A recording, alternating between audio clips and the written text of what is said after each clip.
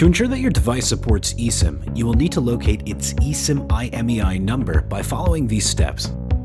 You can also check if your device is listed in the link to a list of eSIM-compatible devices found in the description box below. For Samsung devices,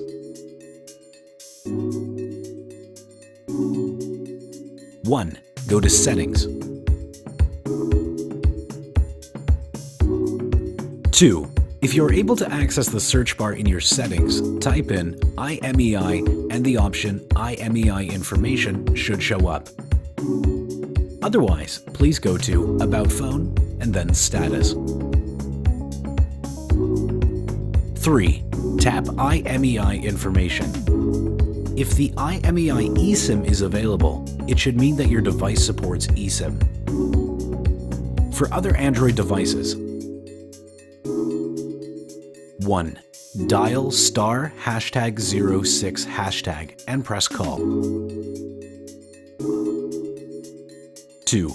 If your device is eSIM capable, you should be able to view your device's eSIM Unique Identification Number, EID, in this screen. If your device is eSIM compatible, you can most certainly start using eSIMs from Airalo. If you still have any questions, please contact support@airalo.com.